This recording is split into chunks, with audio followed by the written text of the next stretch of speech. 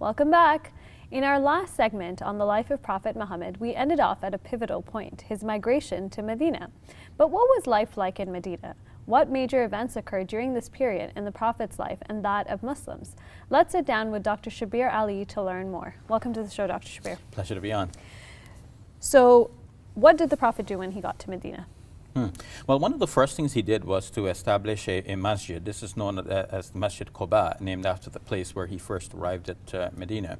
And that, of course, shows the pivotal nature of the mosque in a Muslim society. It becomes like a community center, a meeting hall to deal with community affairs, and so on. So Bilal, one of the companions of the Prophet, peace be upon him, began to call the adhan, which is an announcement that the prayer is about to begin, so that the community knows to rally to the masjid. The Qibla also changed, so the direction which the Muslims used to pray. Can you give us a little bit of information on that?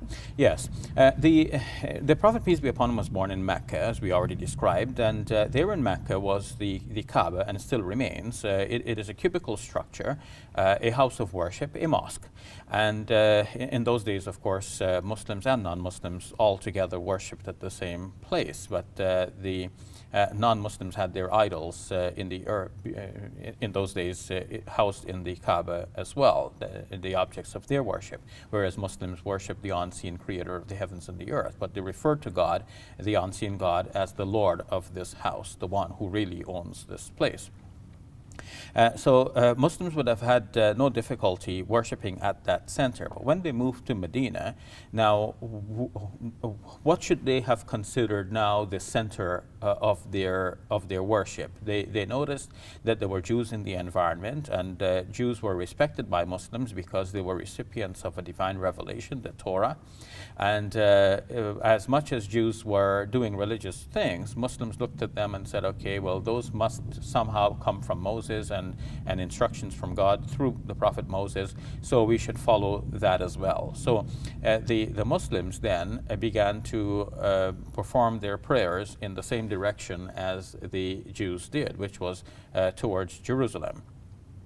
But then, in the second year of the Hijrah, by this time, the Prophet Muhammad, peace be upon him, himself may have started to feel that the Muslims needed a distinctive sort of direction of prayer that would not simply align the Muslims as though they were like part of a sect of Judaism or something like this. So the Quran describes the Prophet Muhammad, peace be upon him, as turning towards the heavens in his vision, almost as if he's waiting for a divine revelation to come down from God to tell him what to do. And then the revelation comes to him to say, well, from wherever you are, turn your faces towards what is referred to as Masjid al-Haram, which I referred to previously as the Kaaba, the sacred mosque, or the Kaaba. And then the Prophet Muhammad, peace be upon him, began with his followers to direct their prayers towards that sacred place of worship. And to this day, every single Muslim all around the world praised in that direction. Yes, and what this does is that it creates a kind of unifying sense among all Muslims worldwide. It means that no matter where you are, you have a single orientation. This is the center of our worship. It's not that God dwells there, whereas in Jewish thinking there was the idea that God dwelt in, or Shekinah at least, dwelt in the Holy of Holies, which is in the innermost part of the temple. But in the case of Muslim thinking, the Kaaba is owned by God, and it is a symbol of the worship of the one God. But God is the unseen creator of the heavens and the earth. He's bigger and greater than we can imagine. So then there were some other significant events that also happened during this time, some battles. So can you tell us a little bit about, I guess, some of the important key battles that occurred during this time as well? Yes. Now, it so happens that when the historians first set out to deal with the life of the Prophet Muhammad, peace be upon him, the battles ranked prominently in their minds. Well, of course, battles are important and they're significant, and this is what gets written about in the first historical effort to chronicle the events in the life of a community. And so this is what has happened with the Muslim community as well. But we should not get the impression that it was all about battles, because a battle may occur 1 year, and then 2 years may pass and another battle may occur. So what happened with the 365 days in a year, 2 years times that. Before the next battle. We need to know all of that information. But nevertheless, as you've asked, so here are the major battles. First, the Battle of Badr in the second year of after the Prophet, peace be upon him, had migrated. In the following year, the Battle of Uhud, and then 2 years later, the Battle of the Trench. And then eventually a peace treaty that was signed at a place called Hudaybiyah in the 6th year after the Prophet, peace be upon him, had migrated. So depending on how much time we have, we can elaborate on the circumstances behind each one of these battles and draw out some significance and lessons for Muslims today. Perhaps, I guess maybe focusing on the Battle of Badr, perhaps what are some lessons that we can learn from that specific battle? One of the important things we need to be clear about regarding the Battle of Badr is that some of the historians, Muslims to begin with, have depicted this as something that was instigated by the Prophet Muhammad, peace be upon him, himself. Whereas Allama Shibli Nomani, in his book, Allama Shibli Nomani is an Indian scholar from a couple of generations back. His book was written in Urdu, and now parts of it have been translated into English. He has shown decisively, based on the Quranic evidence, which is prime evidence when we think about the life of the Prophet Muhammad, peace be upon him, that the Prophet, when he set out, he didn't actually set out to instigate a battle. He was actually setting out in response to a battle that was being thrust upon him.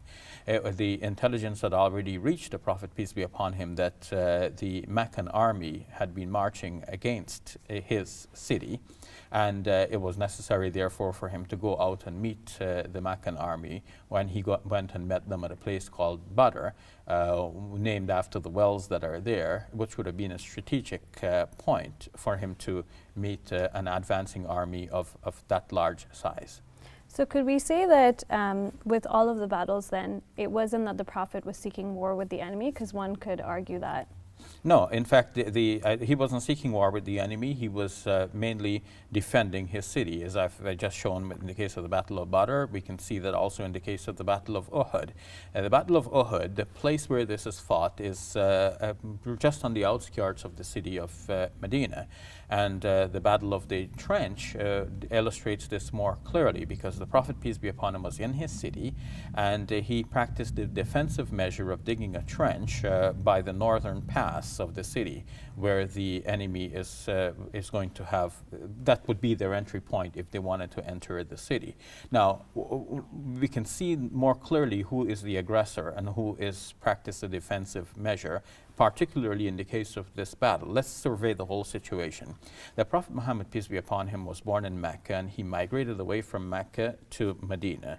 Mecca is where the Muslims are being persecuted. The Prophet, peace be upon him, left that scene of violence and moved to another town some 400 kilometers to the north, 250 miles approximately. That's the city of Medina, where the Prophet lived the remaining days of his life, the last 10 years.